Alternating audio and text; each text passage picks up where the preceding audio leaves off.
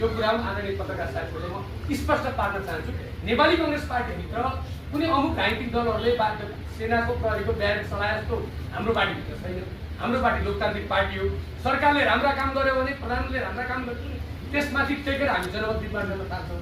र प्रधानमन्त्रीले सरकारका मन्त्रीहरूले गलत काम गर्न थाल्यो भने र उहाँलाई औलो पनि ठड्याउँछौँ।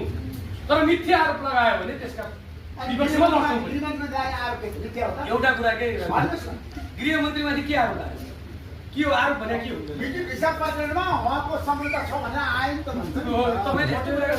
तपाईँ आज सामाजिक सञ्जालमा तपाईँले मिडियामा हेर्नु भएन? सबैभन्दा बढी यो भिजिट भिसा प्रकरणमा नेपाली युवाहरू विदेशमा बेचिने आज रमेश लेखकको पाला मात्र भएको। औसतमा तपाईँहरू हेर्नुहोस्, औसतमा 874 जना हरेक दिन रविलाल छाने गृहमन्त्री विदेश जाँदा डाँडका श्रेष्ठको पालामा 743 जना औसतमा जाँदा छ। उहाँको पालामा पनि म गएन भन्दैन। उहाँको पालामा त्यति जाँदो रहेछ, अहिलेको पालामा दैनिक 50 लाखका दरले आउँछ भन्छन् नि त मान्छेले भनेको कुरामा नलाग्नुहोस् न। प्रमाण छ तपाईँसँग? जताभावी बोल्नु त पत्रकार भएर त्यही भएर त छानबिन आयोग बनाऊ भनेको छानबिन समिति त्यही भएर त छानबिन समिति बनाऊ भनेको हो। किन म गलत छैन भनेर नैतिकताको आधारमा राजीनामा दिने होइन। नैतिकताको मार्फत के हो? नैतिकता भनेको के हो?